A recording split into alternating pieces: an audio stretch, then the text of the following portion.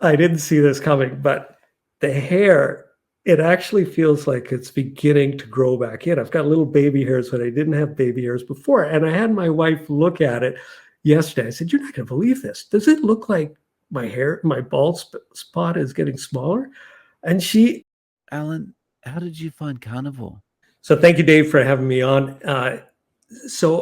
It's a long story because it happened inadvertently, probably about 15 years ago. I was living on the west coast of Canada with my wife. We had built a homestead and we were eating probably what people would call vegan these days. And it was because we didn't have refrigeration or power. We're living on this island, and it's in the Gulf Islands. It was called Mudge Island. And well, I built a little cottage there and we lived in it. We listened to radio plays on CBC radio with, a dry cell, and I had a little crank that we would crank every day. And we mostly ate lentils and beans and rice, and we would have to row our boat across to the next island where we kept our car, drive the car to a ferry. The ferry took us to a place called Nanaimo, where we would pick up sacks, big, I think they were like 25 or 50 pound sacks of beans or lentils, and we would bring them back to the island. And the only other real food we had were eggs. And we used to try to do everything ourselves. And the one thing I remember about that, yeah, we lost weight, we looked really fit, but I was starving all the time, and I just thought that was normal. This is how, fit people are. They're constantly starving, and it was not comfortable. So move forward, we sold that place and we moved to a place called Powell River, and I built this house. And this is an urban environment. It was the last lot on a very steep hill, and it was the only lot that wasn't built on. And there's a good reason, because it was almost like shaped like this. So to build a house on there was tricky, but we got it for a good price. That was the key. And we built this house, and it was about a half acre. So we took that yard and we just turned it into like a permaculture paradise. We had nut trees and fruit trees and massive gardens. I had to improve the soil. We used to have to go down this hill to a Chinese restaurant at the bottom of the hill, where I had a bargain with them where they would save all their vegetable clippings and what have you and put it in a bucket. And I would carry this bucket up the hill and make compost with it. It was quite a thing. And we grew the most amazing vegetables, and we really felt healthy, and we thought, well, this is it. This is perfect. And we thought, wouldn't it be great if we brought animals into the mix? Let's see if we can find one more property. So property on the west coast of Canada was really expensive. So we sold it, and we moved right across the country to some of the most affordable real estate in Canada, which is Prince Edward Island. And we were able to buy, I think it was close to 30 acres for, at that point, I think it was 29,000 Canadian, and Canadian dollars are about 3/4 of an American dollar. So you can probably say somewhere in the 22 to 23,000 American to buy this 30 acres. And we pitched a tent like the crazy people we are. This is about 15 years ago. We pitched a tent. We're living in a tent. All the people on the island thought we were nuts. They hadn't seen people do this before. And I'm building a house, and then I built a barn in the first year. Fast forward, we thought, wouldn't it be nice if we were able to make cheese and butter? So I made friends with a dairyman and said, hey, how would it be if I bought some milk from you? I just want raw milk. We don't want this pasteurized or homogenized stuff. And he said, Alan, can't do it. It's against the law in Canada to sell raw milk. There's no circumstance where it's legal in Canada whatsoever. And I just thought, being friends, this would work. So he said, no, but what I can do, Alan, I can sell you a cow. So I end up, instead of coming back with raw milk, I've purchased a cow. And this is it's a 2-year-old cow, and she was bred, but by his standard, And it's what's called a milking shorthorn. So it's not one of the Holsteins, which is your standard dairy cow. This is actually a heritage type cow, which gives superior milk, but a higher butter fat, but lower volume. So we ended up getting her. He kept her for 3 months while I went there and learned how to milk the cow, because I grew up in a city for the most part. I don't have an agricultural background. And in fact, when he showed me the cow inside the dairy barn, this is winter, and I turned to him and said, "Do you have anything smaller?" Which to this day we still laugh about, because they're all about the same size. I mean, the back of the cow would have been up to at least here, but they're so gentle. They're magnificent. So she arrived in springtime, and I also purchased an orphan calf because she produces so much milk. And she had her calf more or less at the same time. So as soon as she produces her calf, then she's fresh again and I can milk her. And so we kept the calves separate, and we had the milk coming in, and we were getting a lot. We were feeding 2 calves, and we still had about 15 to 20 liters a day for us, So we made butter and cheese, every kind of cheese we could think of. But what I discovered was we didn't want to drink raw milk, because my research, and like I said, this is going back 15, 16 years ago. My research said that my ancestors, or people from the region I would have come from, which is Europe, or specifically Ireland, it indicated that we would drink fermented milk. We wouldn't have drank milk directly from the cow. That's really a modern, almost Western concept. So we decided to go with kefir, very easy to make, or kefir, and you just pour some into a container, you pour fresh milk in, and it just does the magic overnight, and you just keep using that over and over again. Very simple process, just have to keep it clean. And we had so much. I would drink, this is a pint glass, I would drink probably 2 of those a day. And of course, we would have beef from the cattle. We would, once the calf was 2 years old, we would butcher it. And so we had an incredible amount of beef. We had chickens, and the chickens were actually feeding our hens a lot of fat from the beef, and some of the organs from the beef that we didn't want.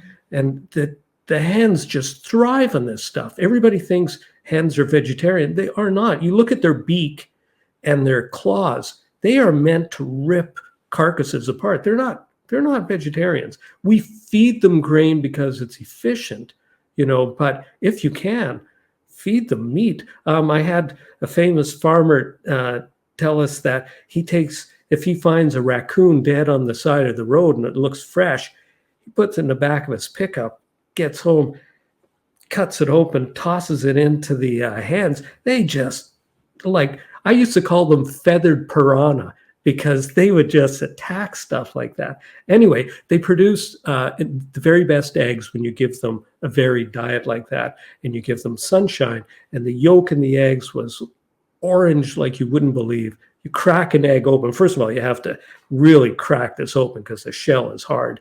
And then the egg goes in the frying pan. It sits really high. It doesn't spread out like a factory egg. So in short, I didn't realize it, but I was sort of eating a keto diet. I was eating eggs, I was drinking milk, I was eating beef, because we had endless quantities between my wife and I for that.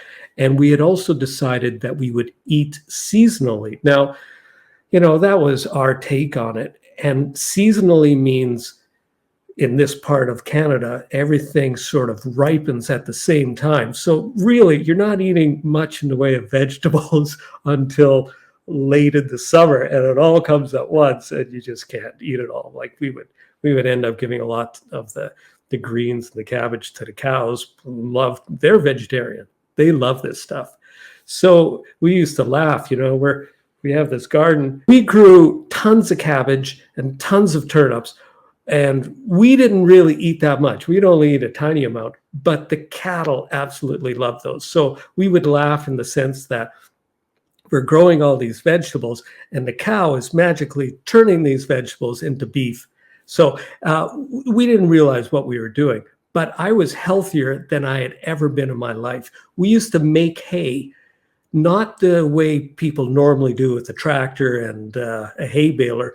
We used a tractor to cut the hay, but from that point on, we did it by hand just for the fun of it. You know, we had pitchforks and we were making little haystacks and drying it. Well, that produces the very best hay, because if you want a cow to really survive on hay, and very few modern practices do that, mostly they feed a corn meal to the animals, and that's like feeding children sugar. You know, the cattle love it, but it gives them a short life, and it's not particularly healthy for them. They are designed to eat cellulose in the form of grass. So we would feed them this hay, and the leaf of the grass is what they want. They don't want the stem. The stem is just fiber that goes through them. The leaf, that tiny little leaf on the grass, that's what they need. But this mechanical hay baling smashes it into a square, rectangular bale. That when you pull those out, you see all the dried leaf matter still in there. All the goodness has been pounded out by this machine, or most of it. So our loose hay, I used to feed that to our cow, and our cow would love it. And then by the end of winter, we're running low on hay. So I had to switch to some of this hay I bought. I put it in the feeder, and the cow sticks her head in there, takes a bite, pulls her head out, and gives me this very angry moo. Like, what are you doing to me? What's this? You don't expect me to eat this stuff, do you? So, we tried harder the next year to do more hay. Anyway, it was a very joyful time in my life, but unfortunately, my wife ended up getting an allergy to the animal dander. But that's because she used to be out there in wintertime brushing the cattle. And we didn't realize all this, but we ended up selling that farm and selling the cattle. That's when I reignited my passion for sailing. And I, did a boat. This is just, I think, 4 years ago. Time flies. I think it was 2019. And it was a little 26-foot boat. I bought it for next to nothing. I think $3,000 or $4,000, and I sailed it. I fixed it up, and I sailed it across the Atlantic to the Azores from Prince Edward Island, and then from the Azores to the Canary Islands, and from the Canary Islands to the Caribbean. Got to the Caribbean. What happened? COVID-19, plus there was a bit of an emergency before that. There's a rogue wave turned the boat over. Your audience won't be interested in this, so I'm just fast forwarding through it. But my channel is more interested in that. That sort of made Wave Rover a bit of a sailing channel, and then sailed back to Canada. And we got back to Canada. On the way back, my yearning for a homestead was just burning. You get so much time to reflect. It's a very profound experience to be alone at sea in a simple boat without the electronic distractions that most bigger boats have. You get a chance to really be at one with nature and really analyze who you are and what's important to you. And so I'm communicating with my wife that let's try to find a nice little property. We found one when I got back. It was 5 acres. Beautiful area. I'm looking out the window right now at the river below us, and just beyond our farm fields where there's a dairy and hay fields and cornfields. Beautiful, beautiful area. So we have 5 acres. So I'm in the middle. I'm on a little 4-month break from my new sailing voyage on my second boat that I built actually here on this property. So over the last 5 years, what did I do? I went on that first voyage, came back, bought this property, built this house while working full-time at the college teaching carpentry, I'm a carpenter, and built a shop and built a boat from scratch, like designed it with a naval architect and built it. And now I sailed it down the East Coast. The boat's in Baltimore, and in another couple of weeks, I turn 60. And a few days after that, I'm flying back to the boat, and I'll be taking that boat to the Azores and then on to Ireland. And Ireland is where I was born. And for me, this is the culmination of a dream to be able to sail back to the country I was born. Well, how does all this have to do with carnivore, you might add? Well, so to bring it back to carnivore, it was during building of the boat, I was putting on weight, over the last few years. And I was beginning to feel these aches and pains, because like I said, I turned 60 on April 9th. So I'm not a spring chicken, as my father pointed out to me just recently. So to that end, I started looking at, why am I not feeling better? And I came across keto. And I thought, I can live with that. It's just the vegetables. We like Greek salads. So, in keto, they kind of talk about olive oil, cheese, things like peppers and, your standard vegetables, but not starches or grains, and meat. And in our case, we're mostly chicken because we're fairly frugal, unless, of course, we're raising cattle, at which point it's always beef. So I was feeling, well, I can't say I was feeling better, but I was looking better. The weight came off really fast, and it was a bit of a dirty keto for me because there were so many people coming to help me on the boat build due to the channel that, there were all these celebrations, which included beer and, all the other bad things that go with beer, which I've cut out, by the way.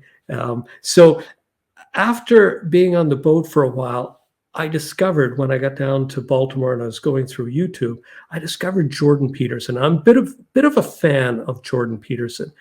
And Jordan Peterson is this Canadian academic, who's very polarizing, by the way. Like, people in Canada either love him or hate him, depending on their politics mostly. But his message is great. And it turned out, as probably most of your audience knows, his daughter had terrific medical problems. And, in Canada, lots of people outside Canada rave about our healthcare system here, how it's free. And, well, it may be free, but I don't have a doctor. I haven't been able to see a doctor in over a decade. Luckily, I don't need to see one that I know of. But in her case, she got replacement, like I think her ankle and her wrist, so her joint replacement due to, inflammation or rheumatoid arthritis. So that's no small thing in Canada. You can't just snap your fingers and pay for it. You really have to be in need to get that. And then to have all that turn around as a result of her going on the lion diet of just ruminant meat and salt and water. And then Jordan Peterson went on it as well. And he speaks of the miraculous difference it made in his life. And one of the things I have to note is he talks about the clarity that he gets mentally. Absolutely. So I've been doing carnivore, fairly clean carnivore now for since Christmas. And so, approximately 4 months or 3.5 months. And I've noticed that. I've noticed mentally, I feel really good. I also put in long days. I've been working for the last 5 weeks doing a renovation for a client, and that it's in a house where there was almost no heat. And so I'm working in temperatures below zero all day long. And I'm by myself. I'm staying at a bed and breakfast, which is a few miles from the work site. So I'm only eating one meal a day. I'm OMAD at this point. So I'm eating about a pound of beef and 4 to 5 eggs in the morning. And the people at the bed and I cooked it, because it's well beyond what a bed and breakfast will do for you. So they're looking at this and they can't believe it. The size of me, I'm not that big. I'm about 5'6", 5'7", and I'm eating this gigantic meal, but I'm fine in those conditions all day long. And, for 4 to 5 days, that's what I'm eating. And then I'd come home and, I go back to 2 meals a day here. It's more comfortable. So I did that for 5 weeks, no problem. I was able to get a lot of production done. And I'm absolutely fired up about carnivore, to the point that we've now made plans so that after my voyage is complete, we're going to fence this off and we're going to get cattle, because we have 5 acres. We have a good 4 acres of pasture, 4+ acres. I just need to build a little barn. I've got friends who are cattlemen, and they'll set me up with calves, and yeah, it's going to be marvelous. We know that this time we're going to keep my wife, who I refer to as Mrs. Rover. That's what my viewers refer to my wife as, and we're just going to keep her away from petting the cattle, which is a tough thing to do because they are so cute. They are gentle giants, and that should solve the whole animal dander issue. But some of the other things I've noticed that have really convinced me, you'll get a laugh out of this one. So normally my audience never sees me without a hat on. I always have a hat on. And the reason is because I'm balding at the top here. However, I didn't see this coming, but the hair, it actually feels like it's beginning to grow back in. I've got little baby hairs, but I didn't have baby hairs before. And I had my wife look at it yesterday. I said, "You're not going to believe this. Does it look like my bald spot is getting smaller?" And she was floored. She said, "Yes, it absolutely is." That's astounding.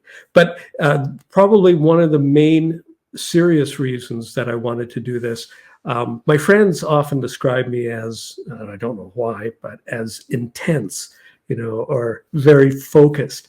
And I don't know, there might be a compliment in there, but maybe it's offhanded. But regardless, my blood pressure has always been really high. And I tested it recently, and it was 165/98. Now, for those who don't know, that's extraordinarily high. It should be somewhere around 120/80 or less. So we got a cuff, to test this. And just in the first 3 weeks of carnivore, it was down to below 120/80. Like I kept the chart of it day by day. It fell by leaps and bounds. And anyway, shockingly, it came down very quickly. And to my surprise, I'm still really intense, but I'm with lower blood pressure. How are you going to, when you go on this voyage, how are you going to sustain yourself? Are you going to be able to do carnivore? Well, that is a tricky bit, and I hope you air this episode soon, because your audience probably can give me some ideas. But here's the problem. A little 21-foot boat does not have refrigeration. We're talking about a trip that could be 3 to 4 weeks in length to get to the Azores, and again, that length again to get to Ireland. So you can't just take a bucket of ice. And I don't have a lot of time. In the past, we have actually pressure canned beef, but I can't take pressure canned beef from here in a suitcase down to my boat. I anticipate that the U.S. Customs, they can be pretty tight. They would not allow that.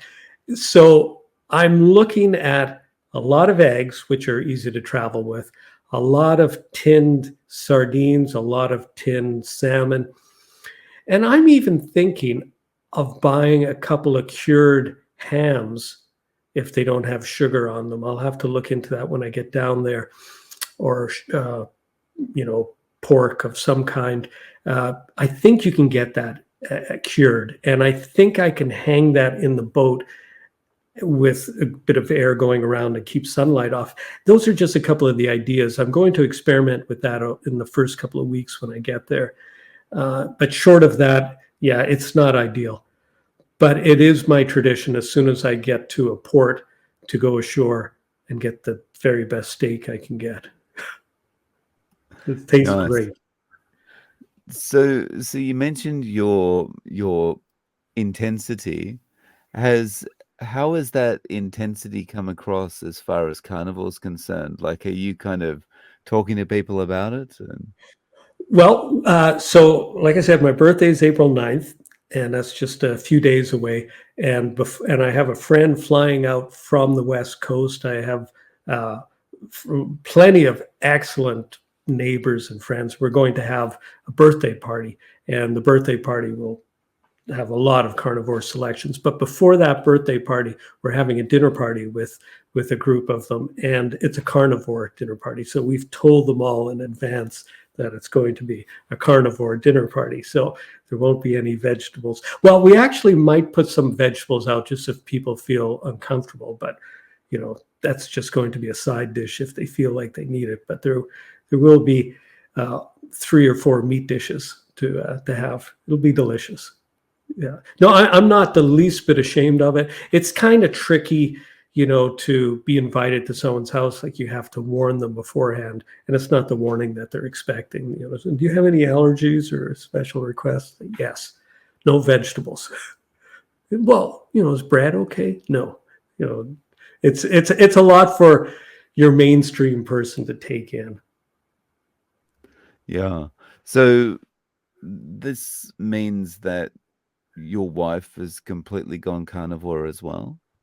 She is mostly carnivore. She's still eating some cheese and nuts, but and cream in her coffee. She said she can't go without cream in the coffee. So, and I understand, because cream in coffee is delicious, but it's just not in the cards. And has she seen any health improvements by going this way as well? Well, she was always pretty lean. I come from a family that can put weight on pretty easily. So most of the big difference, I think, is obvious in myself. Glenda,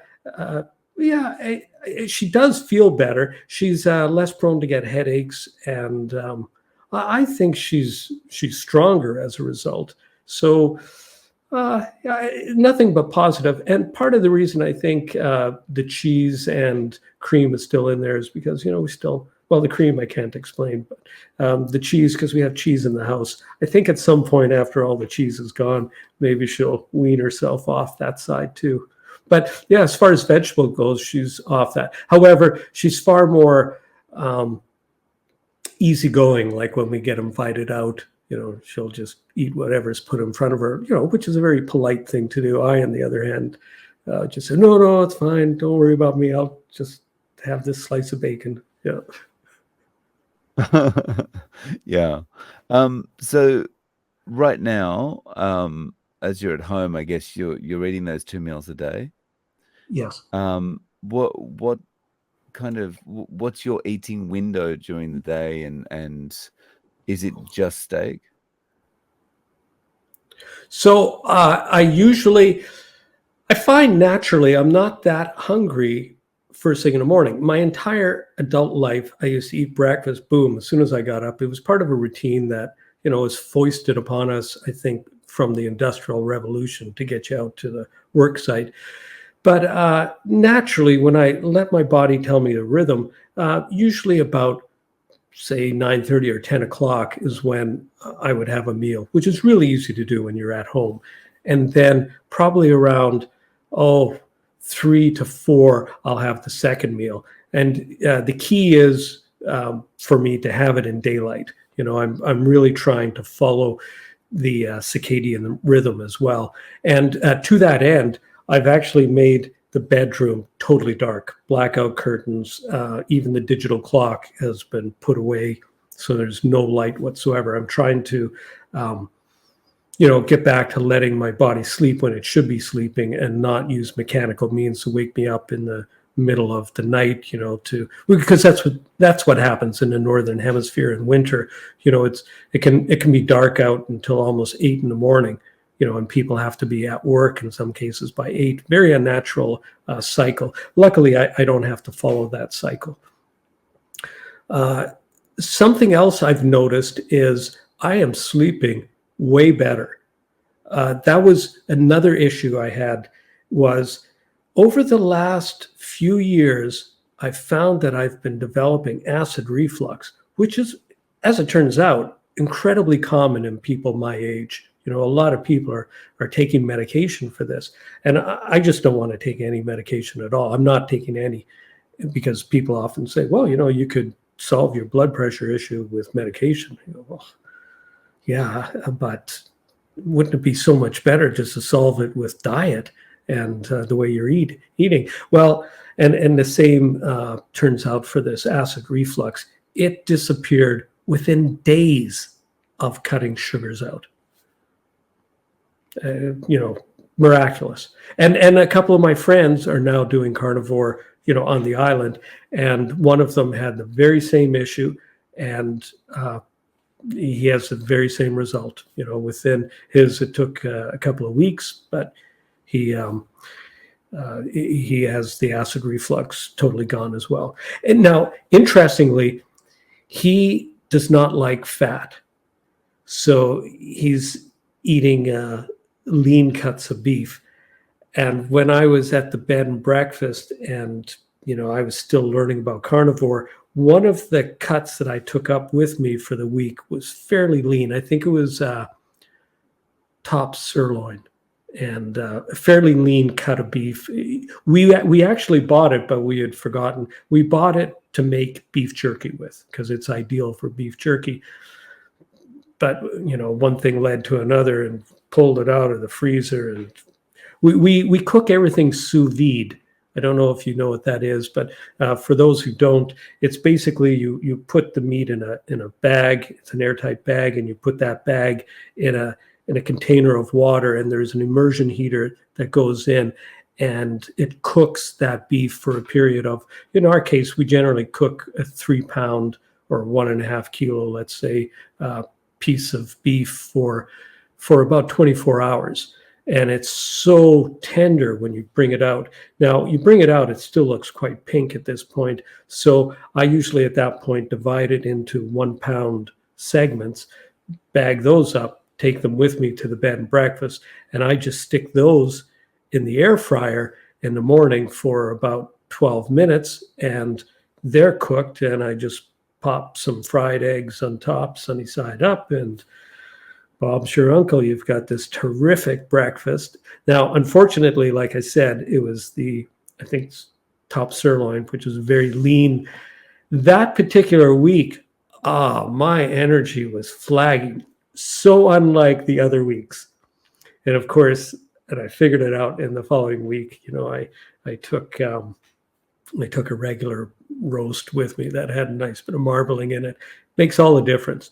Like, you need fat for energy. That the beef, the protein side, that's great for repairing your body, but the fat is what you need, especially in those low temperatures. And my friend who doesn't like fat, I'm telling them this story, said, yeah, it's a fairly lean cut. I had no energy. And he goes, oh yeah, I know.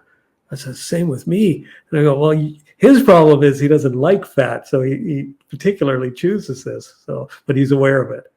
And the other thing I have is bone broth.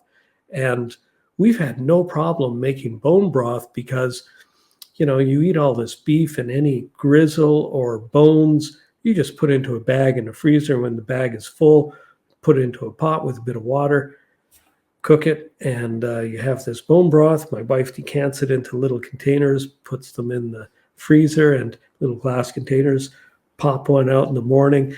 And while she's having her coffee and cream, I have a mug of bone broth. It's lovely. You know, I love it. So the friends you've mentioned that have gone carnivore, did they go carnivore kind of independently of you, or did they notice the results you were having and then go carnivore themselves? They were aware of carnivore, I think, because, you know, being my friends, it's funny how your friends oftentimes are sort of politically the same as you. You know, you live in a bit of an echo chamber, I think, most of the time, and we don't choose our friends like that. It just sort of happens. And they're both fans of Jordan Peterson as well. And so they would have heard about the carnivore story, but I would be the first person, you know, that they would have known. I said, yeah, I'm going carnivore as of, you know, Christmas. And they, oh, really? You know, how's that going? And And I tell them, they go, yeah, I've been meaning to do that too. So that's how it came about. Yeah. One of them is sort of on and off, but the other one I'm thinking of, he's a professor at the university, and he's totally into it. He said, Alan, I'm giving it 3 months, and the 3 months is just about up. And I said, what are you going to do? And he says, well, I'm going to carry on. And he's the one who doesn't like fat. So he's, I said, you've got to become more fat adapted. Me, on the other hand, I love it. But my wife is the same as my friend. She doesn't like fat. She trims it off the beef. And, shocking, really. But that's not surprising. There's a lot of people that fall in that category. I think, like, I was always like that growing up. I think a lot of it's conditioning, right? Because you condition from being a kid that, oh, this is dangerous, going to kill you. And, so you just get into the habit of, well, lean is best. And then you just carry that through your life, right? I know. The messaging is so powerful out there about low fat. Well, it's all right to eat protein, especially if it's plant protein. The messaging is powerful. And I saw your video recently about that billionaire. What's his name? Bezos or Gates? Bezos, yeah. I love the way you do that. Bezos. Or so he, doing the plant-based meat, and kind of how ridiculous it is. That stat that you gave about it takes 4 to 25 times the energy or / carbon to produce this plant-based meat. So it's not environmentally a better solution, not by a long shot, And what do you produce? You produce something that's far from perfect. If we consider beef perfect, it's far from beef. Well, frankly, I did have vegetarian burgers, but it probably is 2 decades ago. And it's a burger. You're going to put mustard and onions and tomatoes on it, so you disguise the taste pretty well. That's right. When you can disguise it by putting the other regular condiments around it, then well, maybe it's okay, but it's certainly not giving you any nutrition, right? No, I can't imagine building a ribeye of any kind, So yeah, it sounds pretty awful when you say it like that as well. Building a ribeye. It's so you just imagine all this scaffolding around a fake cow or something. Yeah. On the other thing that we did, we were back, when we were raising cattle. Well, the dairy cow. We're I don't want people to think I'm a cattleman. I'm not. We had a cow, and the cow had a calf, and the calf from the year before was what we call a yearling. So our herd consisted of 3 animals. So it was easy to keep track of all of them. But they were all 100% grass-fed, which, it's becoming a thing now. But 15 years ago on Prince Edward Island, it wasn't a thing. In fact, people used to tell us, well, that just won't work. That beef is going to be really tough. All these things, but it was based on ignorance rather than experience, because they wouldn't have had grass-fed beef. The beef they would have had would have been what happens here. You have beef out on fields, but then the beef get shipped off. Someone buys them, they get shipped off to a finishing plant where they have to go in and eat tons of grain, in confined lots. And we didn't want to do that to our animals. We wanted them to be 100% grass-fed. And were they small? No. They actually, the last yearling we did was 750 pounds of beef, just the beef. So you can almost double that for the animal weight, 1,500 pounds. Most animals that go to a feedlot are about 1,000 to 1,200 pounds. So our animal did very well. Bear in mind, low stress is another way that the animals are happy to eat more. And, we had low stocking rate on our property. And we used to do this thing called intensive grazing, where you just give them a little slice of field and they eat it all down. The next day you open up a new slice, they go in and eat that. It's a very clever way of getting them to eat more than they probably would, but also to have really clean grass to feed on. And of course, we didn't develop that. That's a fellow named Joel Salatin, who's pretty famous in the sort of this kind of animal raising. He's an American. Yeah. In fact, we get most of our best ideas came from Joel Salatin. Wow. Interesting. And it's amazing that you can get so much more weight in the cow just by just by changing the way you feed them. And, as you say, having the cow not facing stress. Right. Yeah.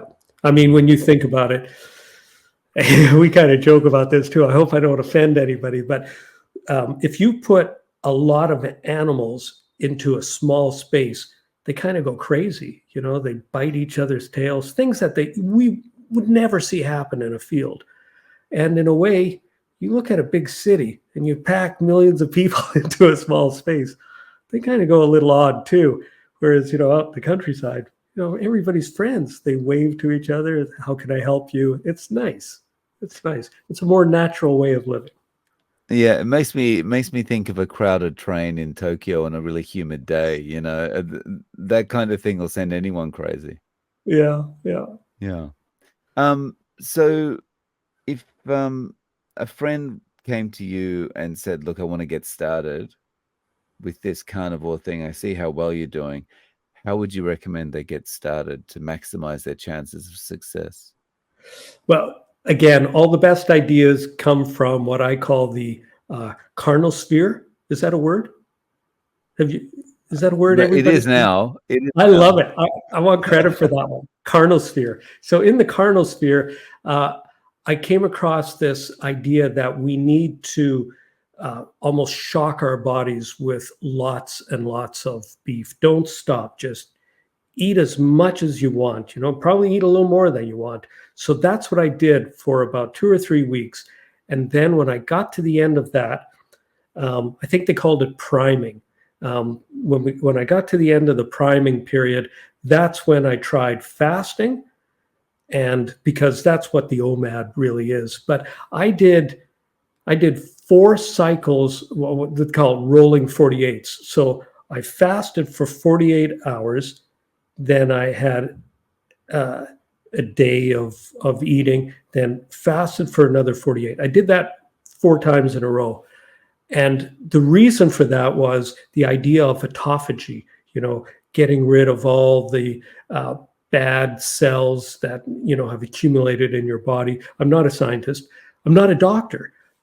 I don't even play one on YouTube, as I like to say. So there's plenty of people who know a lot more about this, but I was just following their guidance. And the 48-hour fast sounds difficult to anybody who hasn't primed. If once you primed and you get to that point, and the priming, the way I felt about it was nourishing my body. It was, because we tend to starve ourselves in one way or another. So I was finally, topping up the tank in every particular way. My joints were feeling better. Another thing, rheumatoid arthritis runs in my family. It might be a function of being a carpenter as well, but if anything, it has reversed itself. I feel great. Everything's working. It's not clicking anymore. And that's, again, these are really easy things. This is over just a few months. So yes, I would tell people, do not try fasting right away. Not, probably even go longer than I did. Eat meat. Don't look at the scale. Because if anything, I did look at the scale. So don't do what I did. Do what I say, not what I do. So the scale went up, not a lot. I probably went from 150, let's say, to 155 over a period of 2 or 3 weeks. But yeah, and then when I started fasting, it came off really fast. and it's really stabilized somewhere between 140 and 145. So, but bear in mind, I had been keto before this. Like my biggest weight would have been about a year ago, where I was probably 165. And people might say, well, 165, 145, 20 pounds, that's not a lot. But it is a lot when you're my size. You take that as it's probably 15 to 20% of my body weight. So that is significant. When you hear stories of people going from 400 pounds down to 200 pounds, that is impressive. But they're starting from a much higher number than I was starting with. I'm very happy, but it was never, I can't say that it was never about the weight gain.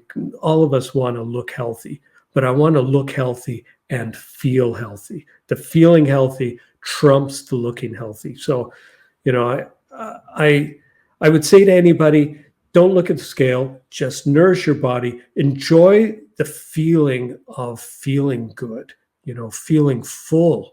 For the first time, we starve ourselves. Everybody seems to do it.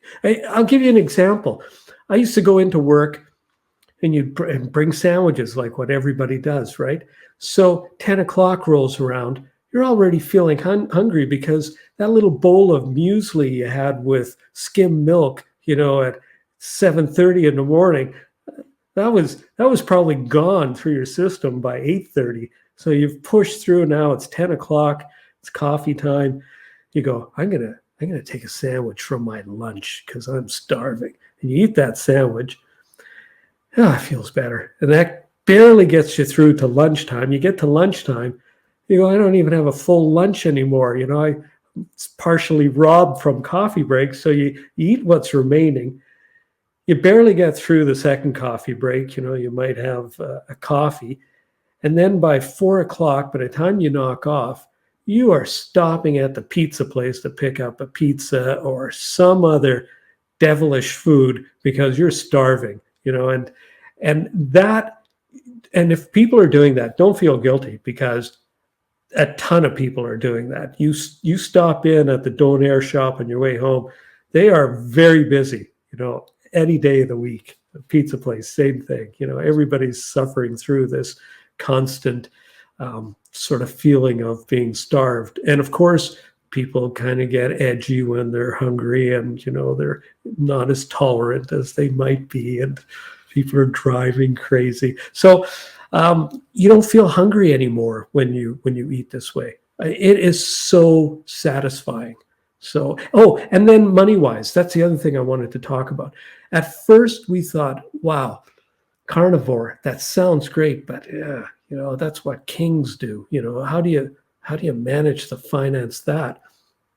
So a lot of people talk about ground beef, and I'm going to speak in Canadian dollars because that's what I'm familiar with. But for those of you who want to translate this, it takes $1 Canadian, or let's put it this way, it takes 75 US cents to buy a Canadian dollar. So a US dollar is worth more than a Canadian dollar. So whatever number I say, just think 3/4 of that is US money. So we signed on to the local butcher shop. We only have one butcher shop in Summerside, and every Wednesday night they put out their sales for that week. And we started looking at this and go, these are great prices. It's $3.50 for a pound of ground beef, regular ground beef, 70/30. And T-bone steaks, $8.99 or $9.99 a pound. So that's an easy one. So imagine a T-bone steak is $7.50 a pound US.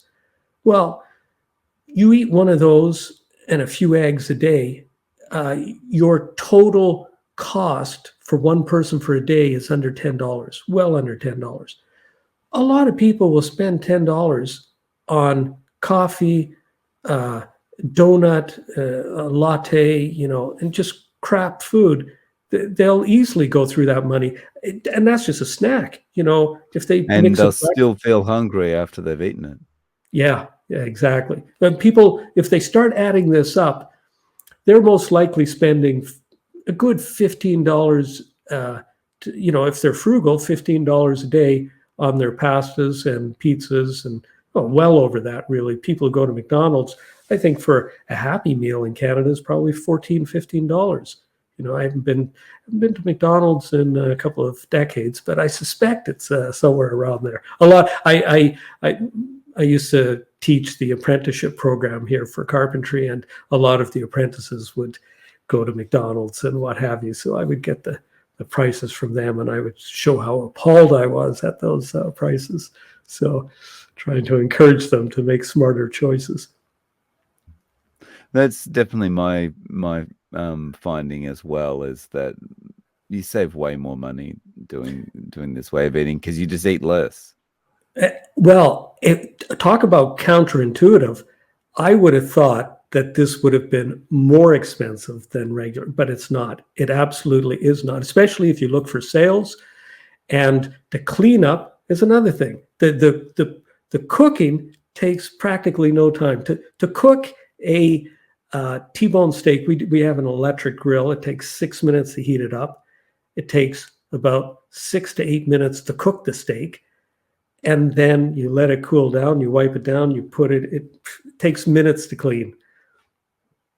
I mean, a meal, if you want to make a pasta dish or something, there's an awful lot of washing and prep and those a lot of that stuff. I look at it now because I live in a farming, this island that I live on, Prince Edward Island. It's mostly agriculture and fishing, and on the agriculture side, it's a powerhouse for its size. We've got terrific farmers, but they do have to spray their stuff, and those sprays, well, guess what? They survive the rain. So when you sprinkle a bit of water in your sink over top of those tomatoes, or do you really think you're washing off those pesticides? And I mean, I don't know. I'm not a scientist, but I suspect not. Yeah, I think you're right. Yeah. So, Alan, how can people get in touch with you? How can they find your YouTube channel and follow you on your voyages? Well, so the channel is called Sailing Wave Rover. So Wave Rover is the name of the boat, and I just tack sailing in front of it. So it's a YouTube channel, and I read all the comments, and I try to respond to all the comments. Now, of course, when I'm at sea, I generally have episodes that are backed up. So there's a weekly episode comes out every week, although those are just scheduled to come out until I get ashore and I get a chance to upload new stuff. So anybody who wants to get a hold of me, please do. And especially if you have some good advice on ways I can manage this whole carnivore without refrigeration while I'm on the voyage. And Dave, it's been a real pleasure. I really enjoy your channel. You've got a terrific interviewing style, and you have a lot of interesting guests, not including myself, but generally you have a lot of interesting guests. Thank you so much. And Alan, I really appreciate you coming on and sharing your story. Thank you. Been a pleasure.